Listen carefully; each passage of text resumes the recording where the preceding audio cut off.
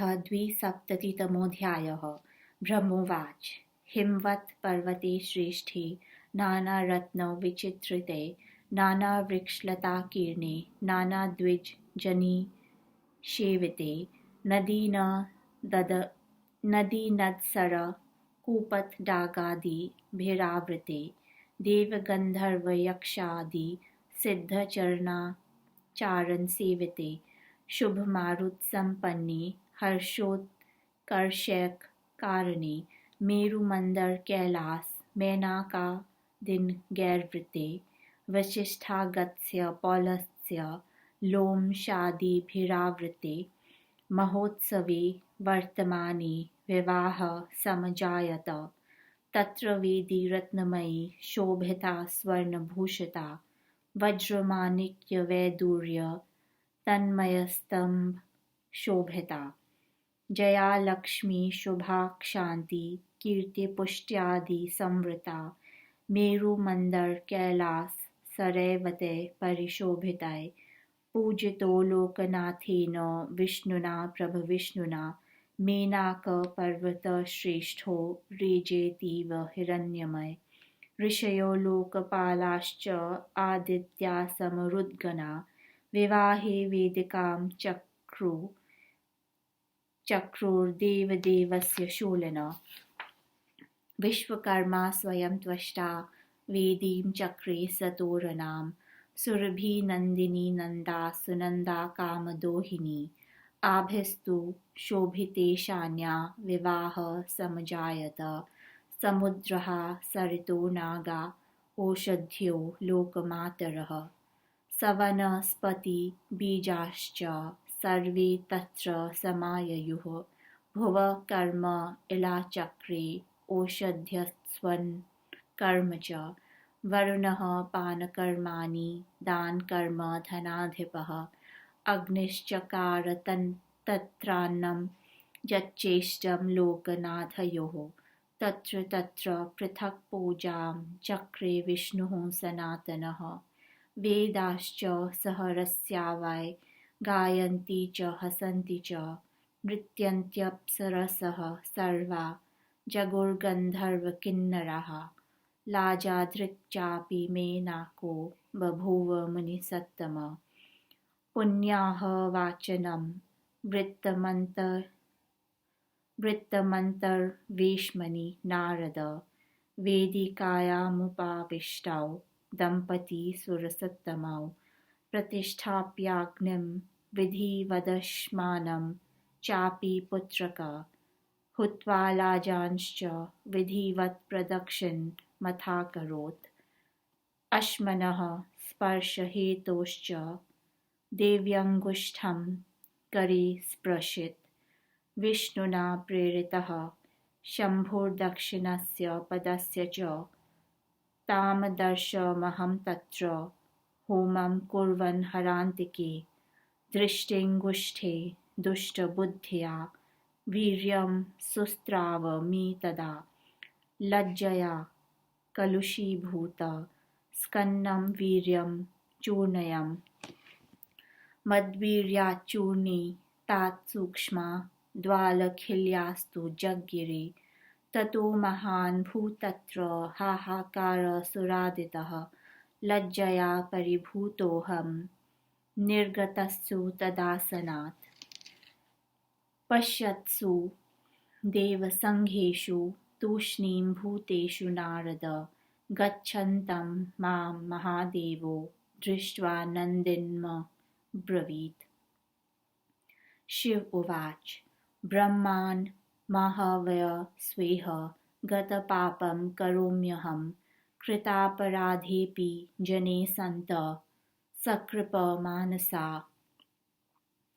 मोहयन्त्यपि विद्वांसं विषयानामियं स्थितिः ब्रह्मोवाच एवमुक्त्वा स भगवान् मया सहितः शिवः ममानुकम्पया चैव लोकानां हितकाम्यया एतच्चकार लोकेशः शृणु नारद यत्नतः पापिनां पापमोक्षाय भूमिरापो भविष्यति तयोश्च सारसर्वस्व माहरिष्यामि पावनम् एवं निश्चित्य भगवांस्तयो सारं समाहरत् भूमिं कमण्डलुं कृत्वा तत्रापः सन्निवेश्य च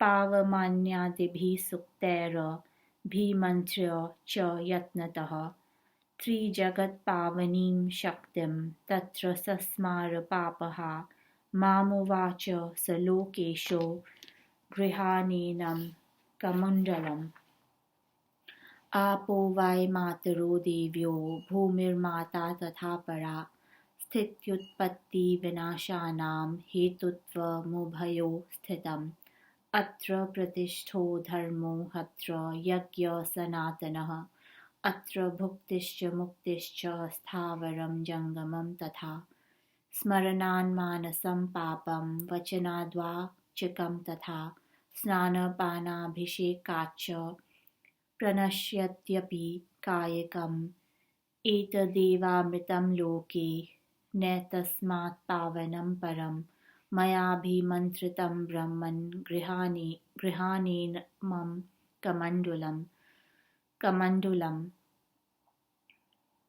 कमण्डलुम् अत्रत्यं वारि यः कश्चित् स्मरेदपि पठेदपि स सर्वकामानाप्नोति गृहाणेनं कमण्डलुम् भूतेभ्यश्चापि पञ्चभ्य आपो भूतं मुहूर्दितं तासामृत्कृष्टमेतस्माद् गृहाणीनं कमण्डलुम् अत्र यद्वारि शोभिष्ठं पुण्यं पावनमेव च स्पृष्ट्वा स्मृत्वा च दृष्ट्वा च बृहन् पापाद्विमोक्ष्यसे एवमुक्त्वा महादेवः प्रदान्मम कमण्डलुम् ततः सुरगणाः सर्वे भक्त्या प्रोचुः सुरेश्वरम् आह्लादश्च महांस्तत्र जयशब्दो व्यवर्तत देवोत्सवे मातुरजः पदाग्रं समीक्ष्य पापात्पतितत्त्वमाप पादात् कृपालुः स्मरणात् पवित्रां गङ्गां पिता पुण्यकमण्डलुस्थाम्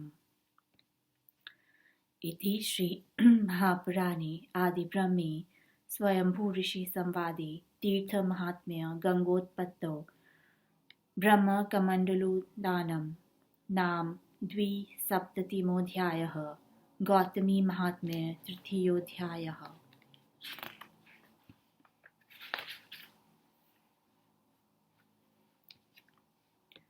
ब्रह्मा कहते हैं, पर्वतों में हिमवान श्रेष्ठ हैं। वे नाना रत्नों में चित्रित, नाना तरु लता से भरा और नाना ब्राह्मण गण से सेवित है। उसके अनेक स्थानों में ना जाने कितने नदी नद सरोवर कूप तालाब स्थित हैं। उसमें देव गंधर्व यक्ष सिद्ध चारण विचरण करते हैं। वहाँ हर्ष वृद्धि का प्रधान कारण है सुखप्रद वायु का प्रवाह होना। मेरु मंदर कैलाश मैनाकादि पर्वतों से हिमालय घिर गए। वशिष्ठ अगस्त्य पौलस्त्य तथा लोमश आदि ऋषिवर्ग वहाँ आए। इस प्रकार तब हिमालय में शिव पार्वती का महोत्सव प्रारंभ हो गया। वहाँ एक रत्नमयी विवाह वेदी बनी। इस वेदी के स्तंभ हीरा मानिक वैदुर्य आदि मणियों से जड़े थे। जया लक्ष्मी शुभाक शांति कीर्ति पुष्टि आदि देवीगण वहाँ उस विवाह मंडप में आईं। मेरु मंदर कैलाश रैवतादि पर्वतों तथा स्वयं लोकपति प्रभु विष्णु से सम्मानित होकर पर्वतराज हेममय मैनाक अतिशय शोभामायन थे। ऋषिगण लोकपाल आदित्य मेरुदगण ने शूलपानी शंकर की विवाह वेदी बनाई। स्वयं विश्वकर्मा ने वहाँ एक तोरणमयी वेदी को निर्मित किया। ईशानी देवी के इस विवाह उत्सव में सुरभि नंदिनी नंदा सुनंदा कामदुहा आदि गांव समुद्र सरिता पर्वत औषधि समूह लोक माताएं वनस्पति बीजादि सब कोई आकर विवाह में योगदान कर रहे थे। इला ने भूमि कर्म का, औषधियों ने अन्न क्रिया का, वरुण ने पान कर्म का तथा कुबेर ने दान कर्म का भार लिया। अग्नि ने स्वयं अभीष्ट अन्न प्रस्तुत करना आरंभ किया। सनातन विष्णु अलग अलग पूजा कार्य में नियुक्त थे। वेदगण अपने रहस्यों के साथ गायन तथा हास्य कर रहे थे। अप्सराएं, गंधर्व तथा किन्नरगण भी हास्य नृत्य एवं संगीत ध्वनि करते जा रहे थे। मैनाक पर्वत ने लावा वर्षण का कार्य वहां किया। हे नारद, उस समय गृह के अंदर पुण्यावाचन होने लगा। देव संपत्ति शिव पार्वती विवाह वेदी पर आकर बैठे। उस समय सविधि अग्नि तथा प्रस्तर की प्रतिष्ठा की गई।